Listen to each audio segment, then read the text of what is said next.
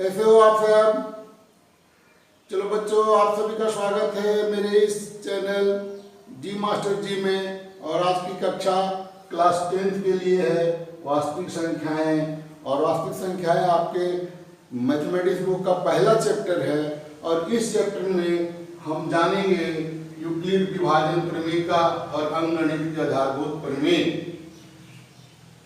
ये दो महत्वपूर्ण पाठ्य बिंदु हैं। अब इनको पढ़ने से पहले थोड़ी सी हम इस चैप्टर के इंट्रोडक्शन पर आते हैं। वास्तविक संख्याएं, वास्तविक संख्याएं क्या है दोस्तों? तो वास्तविक संख्या रियल नंबर्स, आपको पता है संख्याएं वास्तविक संख्याएं, नाम से जैसा कि पता है वास्तविक। तो थोड़ा सा देखते हैं कि क्या ऐसी संख्याएं हैं, कैसी होती हैं वास्तविक संख्याएं। आप पहले भी पढ़ा होगा, तो एक बार जस्ट वी रिकॉल इट। और वास्तविक संख्याओं के समूह में आप ऐसे समझ लो बच्चों कि हम जो है सो n, आपको n से डिनोट करते हैं। और n क्या है बच्चों? प्राकृतिक संख्याओं का समूह। प्राकृतिक संख्याओं के समूह में कौन कौन संख्याएं होती है? 1 2 3 4 5 ऐसे ऐसे। अगर इनको हम लोग n से डिनोट करते हैं, ये प्राकृतिक संख्याओं का हमारा समूह है। n 1 2 3 natural number. तो नेचुरल नंबर में अगर हम शून्य को मिला देते हैं, अगर इन संख्याओं के समूह में अगर शून्य को मिला देते हैं, तो ये पूरा जो सेट है तो हमारा बन जाता है set of whole number. Whole number मतलब पूर्ण संख्याएं, पूर्ण संख्याओं का समूह। जब पूर्ण संख्याएं क्या है? तो प्राकृतिक संख्याओं में शून्य को मिलाते हैं, माने ये कहाँ से शुरू होंगी? 0 से शुरू हो जाएंगी। प्राकृतिक संख्या 1 से शुरू हो रही है, जबकि पूर्ण संख्याएं 0 से शुरू होती हैं। और इसके बाद अगर कुछ ऋणात्मक पूर्णांक संख्या होती हैं, इनको धनात्मक पूर्णांक भी बोलते हैं। तो ये प्लस 1 2 3 4 ये और 0। और इनमें कुछ और संख्याओं का समूह मिला दें, -1 -2 -3 -4। तो ऐसा जो एक समूह मिल जाएगा, एक बड़ा समूह मिल जाएगा। और इन संख्याओं के समूह को हम लोग बोलते हैं पूर्णांकों का समूह, पूर्णांक संख्याएं। इनको z से डिनोट करते हैं।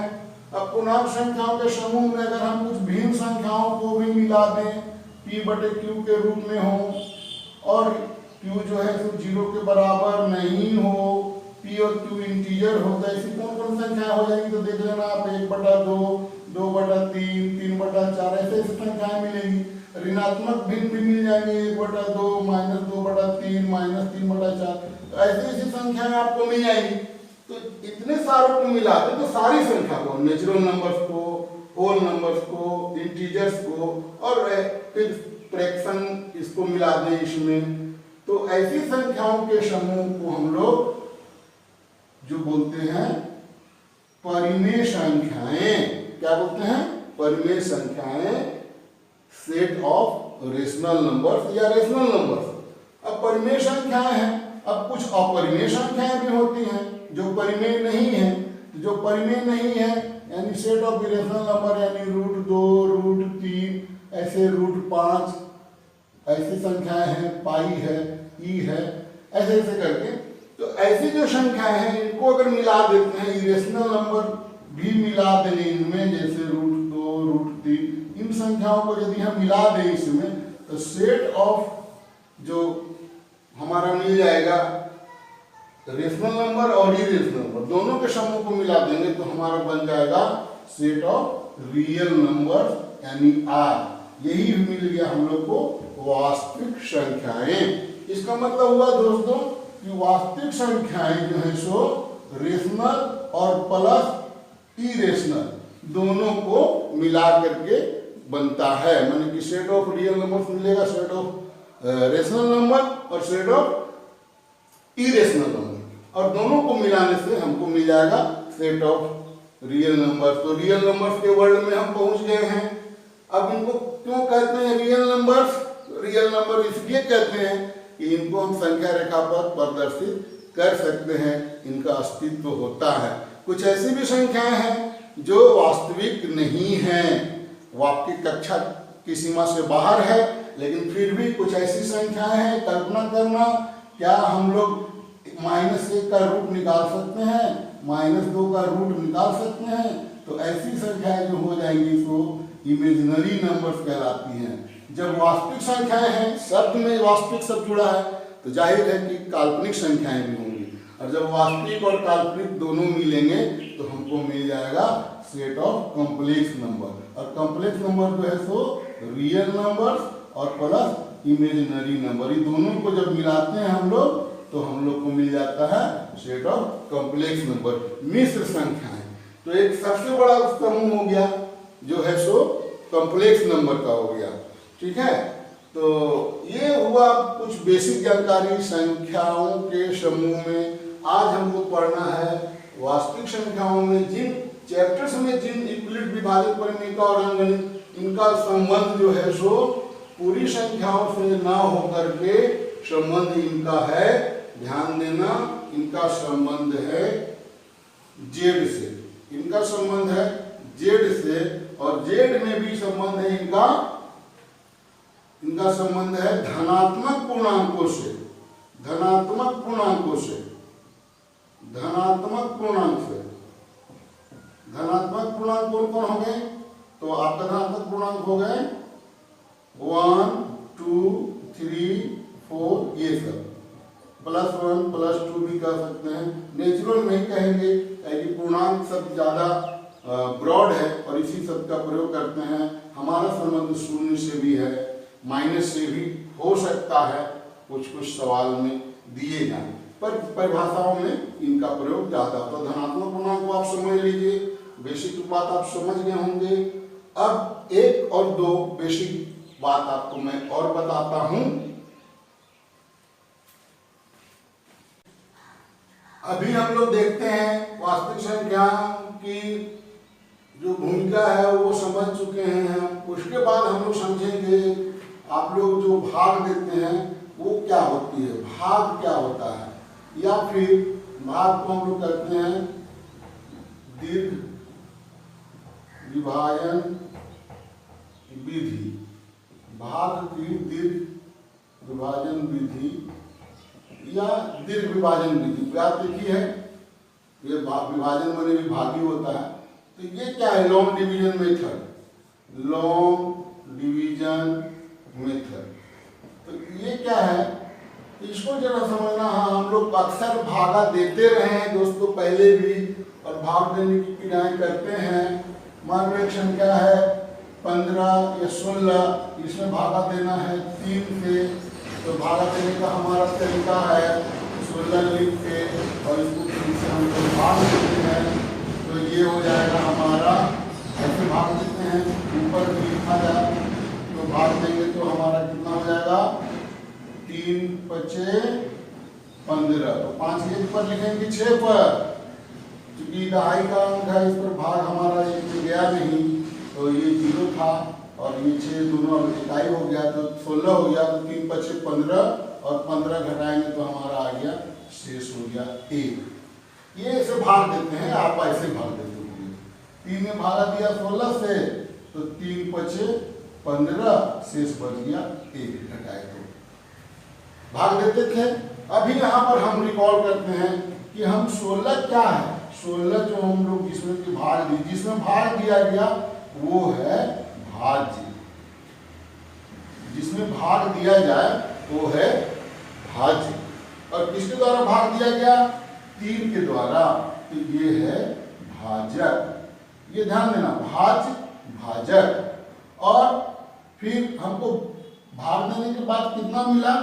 तो 5 मिला, 5 बार में भागा गया, तो इसको हम लोग बोलते हैं भागफल, भागफल। और इस एक को बोलते हैं हम लोग शेषफल।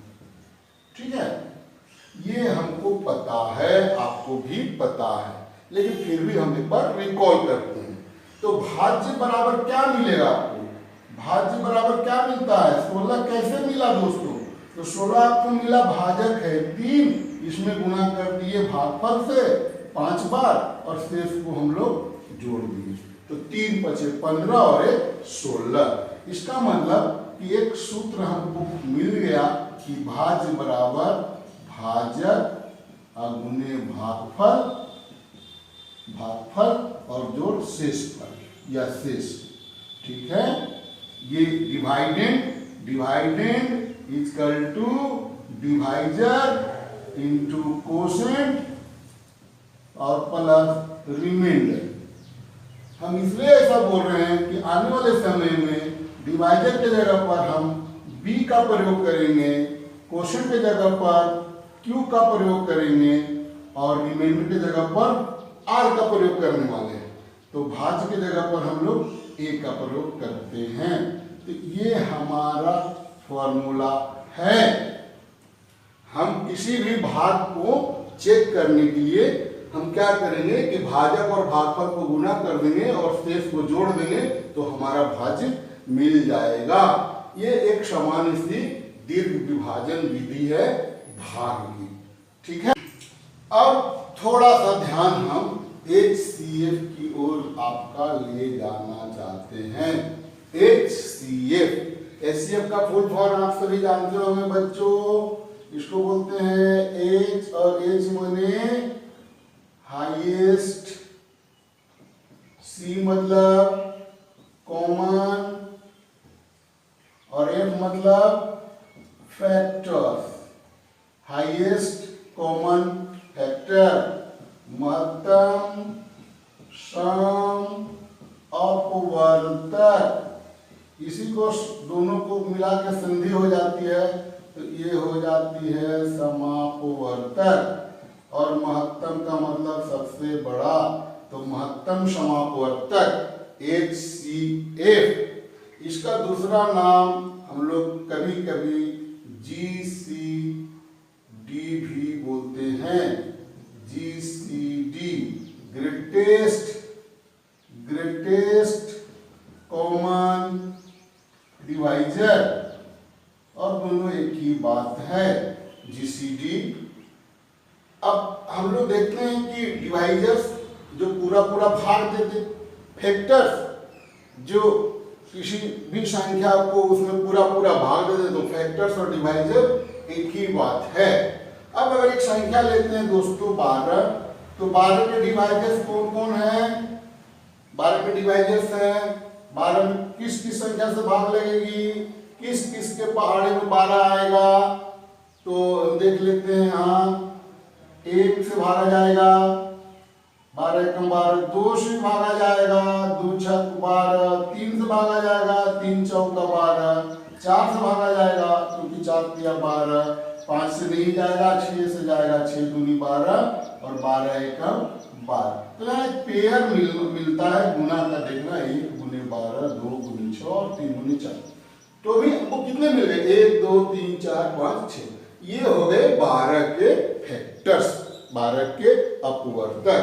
इसी तरह से 16 के अपवर्तक हम ज्ञात कर सकते हैं। तो 16 के अपवर्तक कौन कौन से होंगे बच्चों? तो होगा 1 2 4 8 और 16। 16 के अपवर्तक, 16 के विभाजक कौन कौन सी संख्या है? तो 1 2 4 8 16। अच्छा, ये अगर दोनों तो संख्याएं दोनों का अलग अलग है, दोनों का अपवर्तक अलग अलग, तो अब देखते हैं कि इसमें से कॉमन अपवर्तक कौन कौन सा है, कि दोनों में बराबर कौन कौन सा है। तो दोनों में जो सम अपवर्तक हैं वो कौन कौन से हैं दोस्तों? 12 और 16 के सम अपवर्तक कौन कौन से हैं? तो 1 है, 2 है, 4 है, अब नहीं है, 4 है, 1 2 था, 1 2 4, तो मतलब 3 हो गए। लेकिन इनमें सबसे बड़ा कौन है? महत्तम सबसे बड़ा कौन है? तो सबसे बड़ा हो गया 4। इसका मतलब कि 12 और 16 का महत्तम समापवर्तक कितना हो गया? 4। HCF of 12 and 16 equal to 4। मतलब 4 सबसे बड़ी संख्या है जो 12 को और 16 को भाग दे सकती है। 4 से बड़ी ऐसी कोई संख्या नहीं है जो दोनों में भाग दे, 12 में भी और 16 में। है क्या? 5 6 नहीं है किसी के पास। तो 4 सबसे बड़ी संख्या है। तो इसी 4 को हम लोग 12 और 16 का मसर कहेंगे। अब मसर निकालने का जब निकाल चुके तो हम मसर का क्या गुण देखते हैं? तो मसर का या HCF का क्या गुण है? HCF का गुण देख लेते हैं। 12 है, 16 है। पहली बात 4 मस है माने 4 भागा देगा 12 में और 4 भागा देगा 16 में, मतलब 12 बराबर 4 गुने 4 और 16 बराबर 12 बराबर 4 गुने 3 और 16 बराबर 4 गुने 4। तो ये भागा दे रहा है 4 यहाँ अब b के जगह पर है, भाजक के जगह पर है, और ये जो है सो भागफल हो गया, तो आ गया हमारा भाज्य। हमेशा इसी परिप्रेक्ष्य में पढ़ना है हम लोग को। तो अब ये मिल गया, तो ये हो गया। फिर 12 का इसको भी हम लोग गुणनखंड भी बोलेंगे, अभी प्राइम नहीं बोलेंगे, इसको चाहेंगे तो आगे और तोड़ देंगे। तो इसको अगर तोड़ देंगे और आगे तो 2 गुने 2 गुने 3, इसको और तोड़ देंगे तो 2 गुने 2 गुने 2 गुने 2। अब जब छोटा छोटा गुणनखंड सबसे छोटा छोटा भाग ला दें, इसको हम लोग अभाज्य गुणनखंडन कहते हैं। आगे फिर अलग एक वीडियो में आप देख लेना मेरा।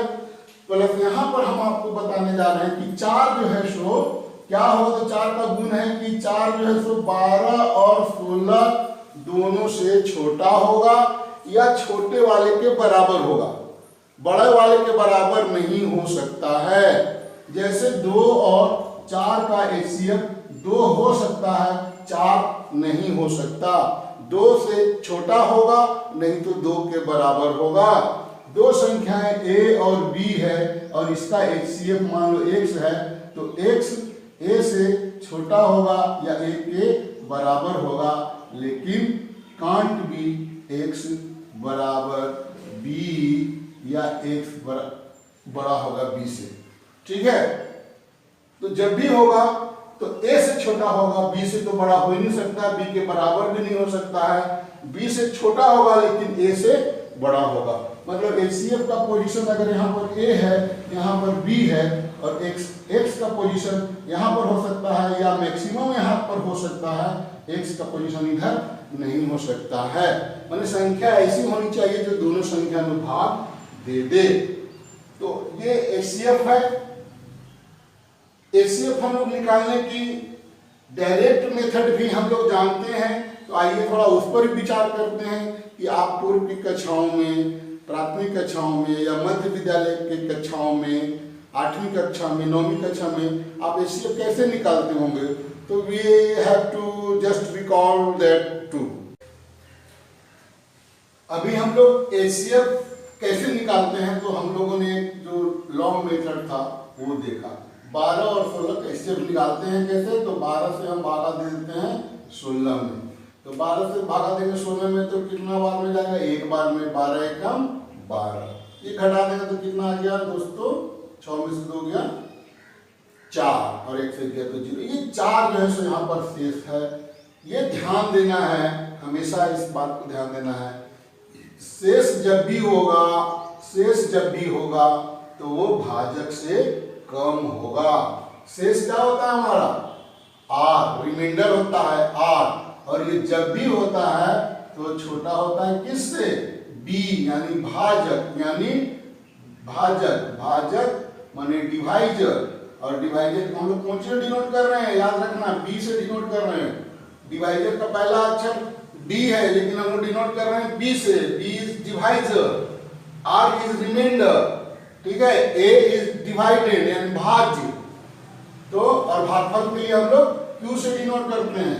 तो ये r हमेशा जो है सो b से छोटा होगा। r 0 हो सकता है, तो देखते हैं अगर 12 में अगर हम 12 से अगर हम 24 में भागा दें तो 12 दूनी 24, तो इसका मतलब कि ये घट के 0, यानी कि हमारा रिमाइंडर जो है सो 0 12 से तो छोटा होगा ही होगा, माने रिमाइंडर हमारा 0 हो सकता है। r बराबर 0 है तो 0 तो हो सकता है ना इस केस में, तो r का वैल्यू 0 भी हो सकता है कुछ भागा में, ठीक है। तो r का वैल्यू 0 हो सकता है, और कितना हो सकता है, अगर 12 से भाग देने हैं तो r का मान क्या क्या हो सकता है, तो जितने तरह के भाग लेंगे उसमें जैसे एक छोटा सा एग्जांपल लेते हैं, अगर हम 3 से भागा दे दें 8 में तो 3 एकम 3 और 3 दूनी 6, 3 दूनी 6, क्या हम एक बार में भागा दे सकते हैं, 3 एकम 3 और यहाँ बच गया 5। गलत तो नहीं है, 8 बराबर होगा 3 गुने 1 जोड़ 5। ये गलत है क्या? 8 मिलेगा कि नहीं? 3 गुने 1 जोड़ 5 मिलेगा कि नहीं? 8 तो मिलेगा, लेकिन ये गलत तरीका है, क्योंकि यहाँ पर जो रिमाइंडर है r जो है सो बड़ा है भाजक b से, तो ऐसा नहीं होना चाहिए और this is the wrong method of division. ये भाग देने का गलत तरीका है। हम b का पहाड़ा उतना बार पढ़ते हैं जितना बार वो मैक्सिमम चल जाए। तो 3 गुनी 6, तो घटेगा तो कितना बचेगा? 2। एक बार अगर 9 रहता तो एक बार और पूरा चल जाता। तो रिमाइंडर हमारा कितना बच गया? 2। 3 से भागा अगर 7 में देंगे तो रिमाइंडर हमारा कितना बचेगा? तो बचेगा 1। 3 से भागा देंगे 6 में तो रिमाइंडर कितना बचेगा? 0। लेकिन 3 से भागा देंगे 9 में तो रिमाइंडर कितना बचेगा? 0। ठीक है। 3 से भागा देंगे 10 में तो रिमाइंडर कितना बचेगा? 1। तो ऐसा ही होते चला जाएगा कि जब 3 से भागा देंगे, यानी b का मान जब 3 होगा तो r का मान कितना हो सकता है, यानी रिमाइंडर कितना हो सकता है? तो रिमाइंडर होगा हमारा 0, 1 और 2। जब डिवाइडेड 3 हो तो क्या रिमाइंडर भी 3 हो सकता है? नहीं, कहे कि फिर डिवाइड कर देगा एक बार में। इसलिए हमारा ये देखते हैं कि r जो है सो 0 होगा, 1 होगा, 2 होगा, लेकिन 3 नहीं होगा। तो कुल मिला के हमारा एक कंडीशन क्या मिलता है HCF में या भाग विधि में जब हम निकालते हैं तो हमारा क्या मिलता है? यहाँ पर ध्यान देना है कि हमको मिलेगा, जब भी मिलेगा तो r कैसा मिलेगा? तो r जो है सो 0 से बड़ा होगा या 0 के बराबर होगा। r 0 के बराबर है ना इस भाग में, यहाँ है r का मान 1 मिल सकता है, जैसे कि 7 में भागा दिए और 10 में भागा दिए तो r का मान 1 मिलेगा, और 2 भी मिल सकता है 8 में भागा दिए तो इसका मतलब r, लेकिन 3 नहीं मिल सकता है। तो r जब भी होगा तो 0 के बराबर होगा या उससे बड़ा होगा। डिवाइडर अगर 3 है, अगर b 3 है तो b से 3 से हमेशा छोटा होगा। तो ये एक कंडीशन है, एक बहुत ही महत्वपूर्ण गुण है जब हम भाग देते हैं।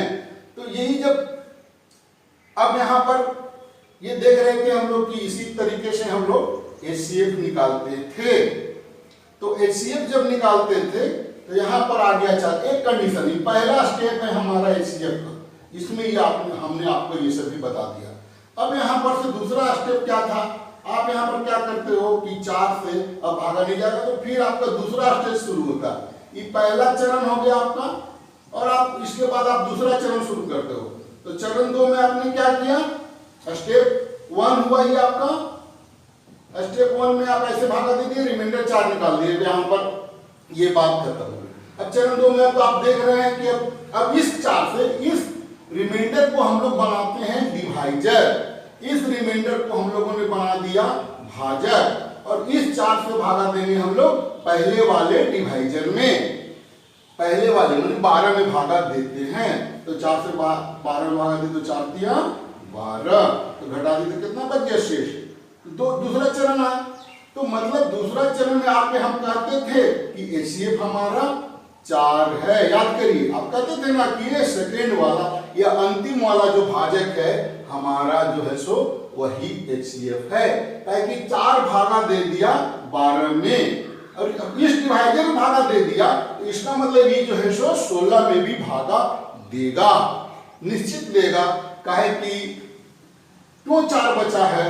तो 12 में तो भागा दे दिया और इसमें 16 कहां से मिला था? तो 16 हमने 4 बचा था तो 12 में भागा दे दिया, और अपने आप में तो भागा देवे करेगा, 4 में 4 से भागा देवे करेगा, तो 12 में भी जाएगा, 4 में भी जाएगा, मतलब 16 में भी जाएगा। इसका मतलब ये 4 जो है सो भाजक हो गया 12 का भी और 16 का भी। तो ये लॉन्ग मेथड का ये सब थोड़ा सा शॉर्टकट है, टाइम बचाने के तरीका से इसको आविष्कार किया गया है। तो ये 2 स्टेप में निकाले हम, बच्चे अक्सर इसको एक स्टेप में निकालते हैं जैसे 12 से भागा दे दिए 16 में, तो 12 एकम 12, यहाँ बच गया 4, 4 से भागा दिए 12 में, तो 4 दिया 12, तो 12 से 12 घटा तो रिमाइंडर हो गया 0, तो अंतिम भाजक हो गया हमारा 4। कुछ किताबों में इसको ऐसे भी देते हैं, 4 से भागा 12 से भागा दिए हम लोग 16 में, तो शेष बच गया हमारा कितना 12 एकम 12, शेष बच गया घटाए तो शेष बचा 4। अब 4 से भागा देंगे 12 में, 4 दिया 12, तो शेष बच गया हमारा 0, शेष बच गया 0, 4 दिया 12। तो ये जो अंतिम जो भाजक है यही HCF है। एक ये ऐसा बहुत सारी किताबों में मिलता है, इसी को इस रूप में लिख देता है। ऐसे आसान है, 12 एकम 12, तो यहाँ से 12 घटा दें तो 4 बचा, 4 से भागा देंगे फिर 12 में, 4 दिया 12, 3 बार में, तो शेष बच गया 0। तो अंतिम हमारे भाजक जो था तो 4 था, तो यही HCF है। उम्मीद करता हूं कि आप जो है सो यूक्लिड विभाजन प्रमेयिका की जो पृष्ठभूमि है उसको आप अच्छी तरह से समझ रहे होंगे। इतना सारा समझने के बाद अब आपको एंट्री लेनी है। हम क्या करते हैं कि डायरेक्ट चैप्टर में पढ़ते हैं और रटने लगते हैं, उससे बचना है। गणित को थोड़ा सा समय देना है दोस्तों, फिर गणित आपका है और आप गणित के हैं, ठीक है। इससे एक कदम दूर हटोगे आप तो आपसे ये 21 कदम दूर हटेगा, लेकिन आप इसके एक कदम नजदीक जाओगे तो ये भी आपके एक कदम नजदीक आएगा। इसको ओवर करने का एकमात्र रास्ता है परिश्रम। बड़ा आनंद मिलेगा आप इसे बनाएंगे तो, और साथ साथ आपके रिजल्ट अच्छे हो जाएंगे। गणित अच्छा है तो सब विषय अच्छा है, इसीलिए मैथमेटिक्स को मदर ऑफ ऑल सब्जेक्ट कहा गया है। तो दोस्तों मिलते हैं फिर नेक्स्ट वीडियो में बहुत ही जल्द, बहुत जल्द यूक्लिड विभाजन प्रमेयिका के साथ। तो उस वीडियो को देखना ना भूलेंगे। यदि आज का वीडियो आपको पसंद आया हो तो इसे लाइक करेंगे, शेयर करेंगे और मेरे चैनल को सब्सक्राइब करेंगे, ठीक है। तो have a good day, thank you.